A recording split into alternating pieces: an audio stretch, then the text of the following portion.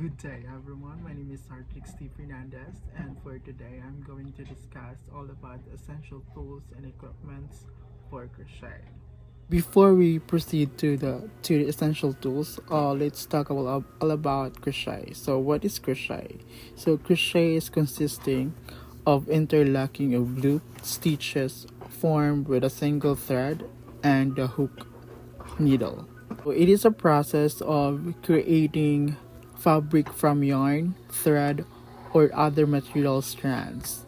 It, it has become one of the preferred hobbies during leisure time, dominantly by women, young and old, since you could produce an item for a short period of time. But even now, uh, men are engaging to perform such skills. And crochet derived from the French word crochet, which means hook, which has been used in the intricate process of lace making. So crochet differs from knitting in the way that the only one stitch is active at one time, and a single crochet hook is used instead of two knitting needles. So yeah, crochet and knitting is different, since knitting use only one only I mean use two knitting needles. So before creating crochet, we need tools that could use for crocheting. So first essential tools is the crochet hooks. So crochet hooks are made either by wood, bone, plastic, steel, and aluminum. So here's the types of crochet hooks. So the steel crochet hooks, bone hooks, and Afghan hooks. So let's start with steel crochet hooks. So steel crochet hooks are used for cotton threads and are about 5 inches long with sizes from 00 as the largest and 14 as the smallest. The second one is bone hooks. So bone hooks used for heavier types of crocheting like pot holders, sweater, and shawls. Bone hooks are very rare now and being replaced by a plastic and aluminum hooks. And here's some of the example of bone hooks. And the third one is Afghan hook. It's made of plastic or aluminum. It ranges to 9 to 10 inches long, and it's only used for the Afghan stitches. So Afghan hooks have the same length as knitting pins, but have hooks at one end. And here are some example of Afghan hooks. So Afghan hooks uses elongated hook, often with a stopper on the handle end. And here the example for Afghan. So it is very important to use the correct size of hook every time you crochet. So the size of hook can greatly influence the appearance of the finished product. And here's are the parts of crochet hooks. So first is the head or the point. It's used to poke through stitches. Number two is stroke. It holds yarn being pulled through stitches. And the second one is shaft. The third one is shaft. It holds the loops of the yarn needed to create stitch and determines the size of the stitch. While the fourth one is the grip or the thumb rest. It allows to manipulate the head of the hook with the thumb and one to two other fingers. And last one is the handle. So it's provide leverage for the rest of the user's hand to move. And the second essential tools for crochet is the crochet thread or yarn. So it comes in a variety of natural or man-made fibers. So each yarns or thread has its own characteristic and they differ from one another. And also crochet threads comes in a different thickness and it's sized by a number. So the larger as the yarns gets finer.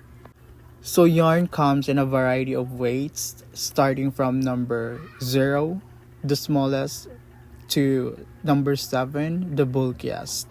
And here's are the kinds of yarn. First is the cotton thread, linen thread, and wool yarn. So let's start with cotton thread. So cotton thread has a very smooth, silky finish and usually used for crochet.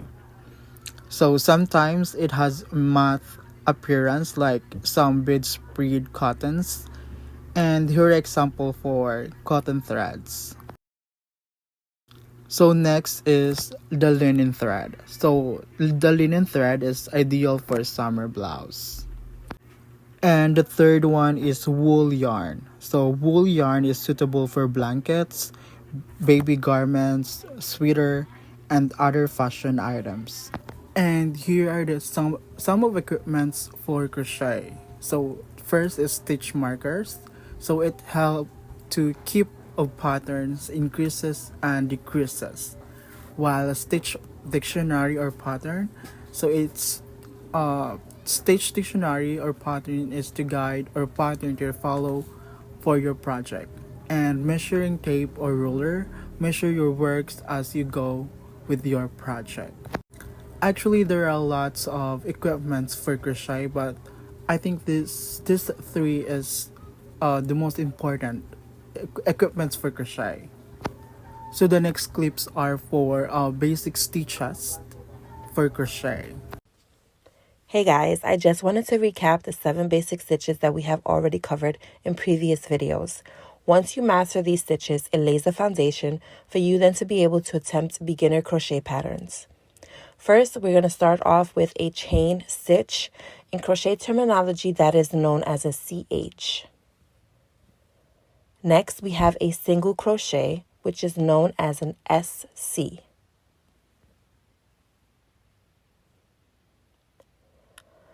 Then we have a half double crochet, which is known as an HDC. Then we have a double crochet, which is known as a DC. A treble crochet, which is known as a TRE. A slip stitch, which is SLST. And finally, we have a magic circle, which is known as an MC.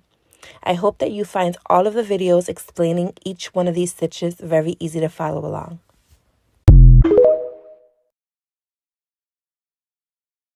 How to crochet for complete beginners. You're going to need yarn and a crochet hook. I have a 5.5mm one because that's what matches up with my yarn. To start, you're going to need to create a slip knot, which is basically putting your pointer finger through the yarn, twisting it, and then putting your thumb through the loop and pulling the tail end of the yarn. This will create an opening for your crochet hook. So put the hook in and pull the tail of the yarn tight. Next, we need to learn how to hold the yarn. So what I do is I wrap my pinky and then my pointer finger around and hold the tail of the yarn, and I do this like I'm cutting wood. To chain, I wrap the hook over, under, and through the loop. Again, that's over, under, and pull through. And if it seems hard to get the yarn through the loop, that might be because it is too tight. So try to hold your yarn a little looser. A key to crocheting is practice, so make sure to practice chaining until you feel comfortable with it. And once you feel comfortable with chaining, we can start our next round of stitches. You're going to find the previous loop that you chained, then you are going to put your crochet hook through that chain. You're going to pull the yarn over through that one chain, so you're going to have 2 loops on your chain, and then you're going to pull over again through those 2 loops so you have 1 left. Watch that again if you need to, but do it until the end of the row. At the end of the row, you're always going to chain 1 and turn your work. The stitch I chose to do was a single crochet, but there are many other stitches that you can practice and experiment with. And there are probably much better tutorials on YouTube of how to crochet, but please let me know if this one was helpful.